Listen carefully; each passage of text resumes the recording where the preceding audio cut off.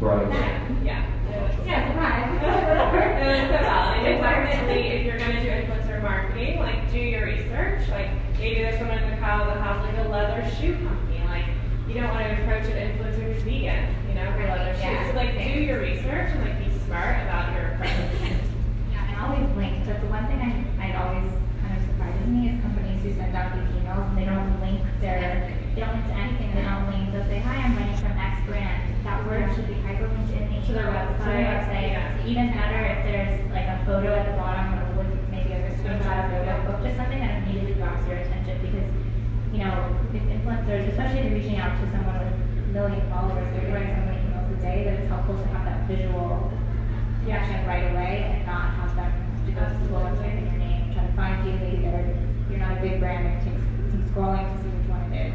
Just make it foolproof. Yeah. When a brand approaches you, like, I know, like, obviously when I work with different brands, like, one of the first things I do is go on their Instagram, like, over their website sometimes. Do you guys do the same thing? Like, how important is Instagram in influencer marketing? Like, if a brand has, like, a bad Instagram account, you kind of, like, I think as an influencer who we do most of our work on Instagram, and when you're partnering with a brand, that's a partnership, and so you kind of want to be represented well by the brand. When somebody sees that you know, this clothing brand and you've tagged them, you want your follower to go to the brand, see something beautiful or cool or at least thoughtful, because otherwise I've sent them to some busted Instagram, and then I lose credibility because the brand doesn't look, quote, cool, and that's what I'm supposed to be doing. And it really doesn't take that much to create a beautiful Instagram. I mean, obviously there's a spectrum, and you can pay thousands of dollars to some agency to do it for you, or you can get someone young and cool who knows social media, and it's really easy to do. You can get an intern. It's pretty. But have you ever gotten mad and seen a page like, really? I mean, but the product was cool.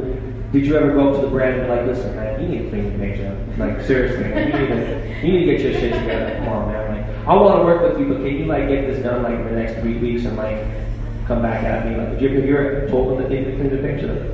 For me, no. I think that I don't really give much unsolicited advice, but I definitely will be swayed one way or the other if I'm trying to decide if I should work with a brand or a retailer. If I go over and I'm like, "Oh, this aesthetic looks really cute and it's fun and I love their marketing. I think that this is a great match and it's a partnership again, like I said." But I will be deterred if it's a bad look.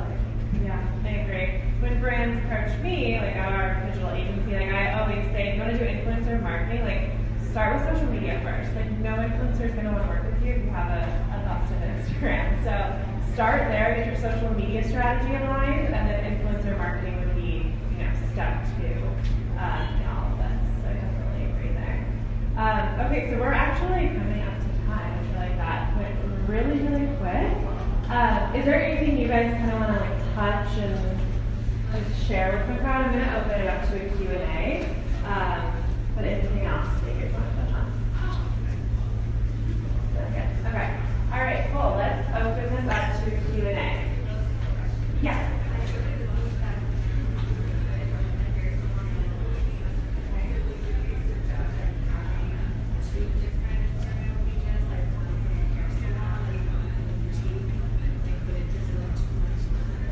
Do they live in the same space? Yeah.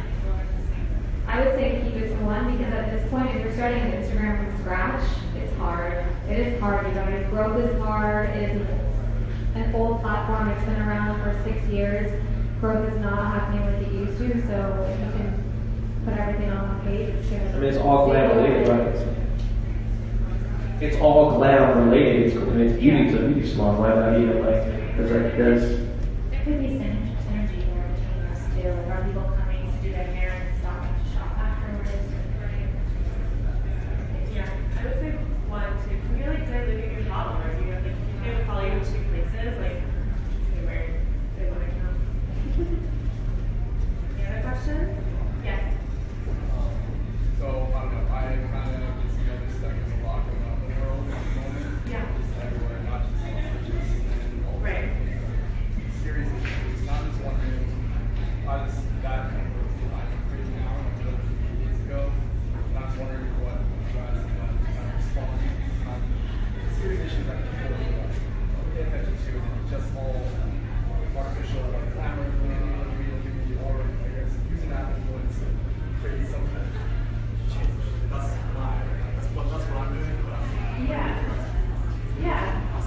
mean, what are you exactly saying though? I'm sorry. Sort of like, how do you guys use your platforms to influence change in a positive versus just like. I think another question here is, as someone who has a platform that's built around fashion and beauty, are you using your voice and your platform in other ways that's unrelated to beauty?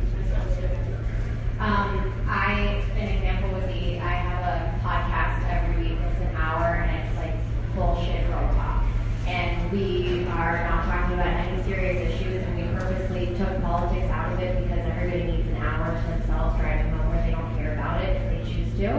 However, because of the platform that we've created in this group of powerful women, we've decided to stay in our lane, continue to discuss the bullshit things people come to us for, but also aside from that, we're donating thousands of dollars to relief and talking about that.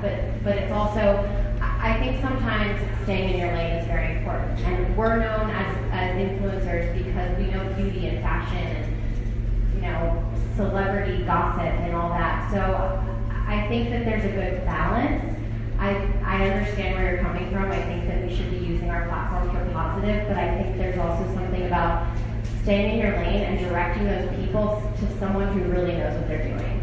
I've seen a lot of influencers do swipe up links to donate, and upon further research, a lot of these nonprofits are profiting, and it's not the right place to send Yeah, them. that's the thing. Like I noticed for Instagram, I just started 3 weeks ago. But I noticed, I guess, when I'm doing research, but I'm like, yeah, following you, but you have to have like 10,000 followers to access that swipe up link. Right. Which is.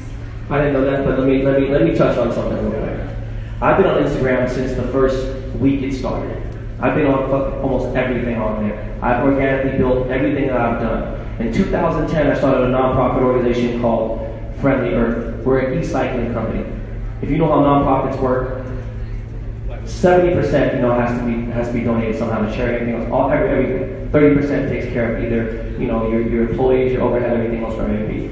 In the last 6.5 years, I've donated almost $2 million to schools and inner city programs for everything before I even have my children. Nobody's business. I don't care to tell anybody. I maybe posted it once in 7 years. I think I deleted a couple of things because that's just my own personal information. It's not my direct responsibility. I don't want anybody to take this out of context. It's not my direct responsibility for me to go help Puerto Rico or Las Vegas or anything else. I help everyone I can. My first responsibility is to be a father and a husband and take care of my family. Obviously, we're well taken care of. But with that said, I make sure that everything else is taken care of with everything that I can do. There's a lot of, sorry about that. There's a lot of, there's just so many people going GoFundMe pages and everything else. And I know a little bit helps.